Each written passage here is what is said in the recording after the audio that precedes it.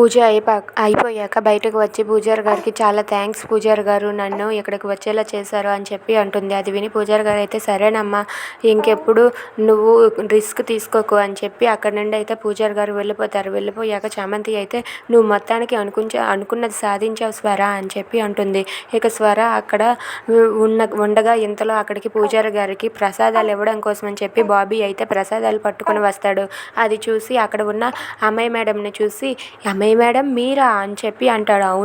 అవును బాబీ, ఈ ప్రసాదాలన్నీ చేసింది మీ అమ్మాయి మేడమే, పూజారి గారి కూతురులా నటించింది స్వర అని చెప్పి అంటుంది. అది విని బాబీ అయితే అవునా అమ్మాయి మేడం, అయితే మీరు ఈ ఈవెంట్కి వచ్చారన్నమాట, నాకు తెలియదే అని చెప్పి అంటూ ఉంటాడు.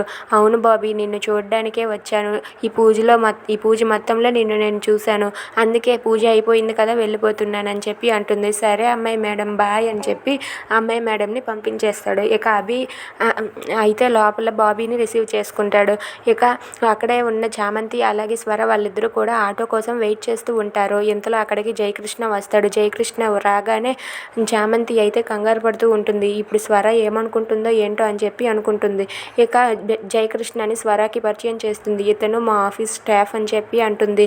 అది విని స్వర అయితే నమస్కారం అని చెప్పి అంటుంది. ఇక జయకృష్ణ అయితే ఏంటి ఇక్కడేం వెయిట్ చేస్తున్నారంటే ఆటో కోసం వెయిట్ చేస్తున్నాం సార్ అని చెప్పి అంటుంది. ఎందుకు, నేను బండి మీద డ్రాప్ చేస్తాను రండి అని చెప్పి అంటాడు. దానికి స్వర అయితే ఒప్పుకోదు.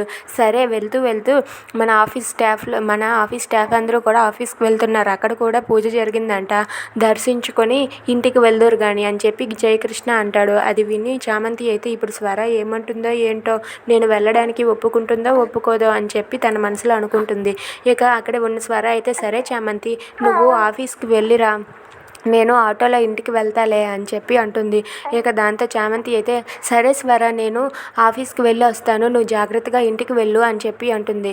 ఇక అలా జయకృష్ణ అయితే చామంతిని తీసుకొని అక్కడి నుండి అయితే వెళ్తూ ఉంటాడు. ఇక వాళ్ళిద్దరూ స్కూటీపై వెళ్ళిపోయాక స్వర అయితే ఇలా ఆలోచిస్తూ ఉంటుంది. ఏంటి చామంతి ఇందాకలా అతనితో మాట్లాడినప్పుడు కూడా ఏదో తేడాగా ఉంది, ఇప్పుడు కూడా అతనితో మాట్లాడినప్పుడు కంగారు పడుతుంది, అసలు ఏం జరుగుతుందో తెలుసుకోవాలని చెప్పి స్వర అనుకుంటుంది. If you like this video, please subscribe.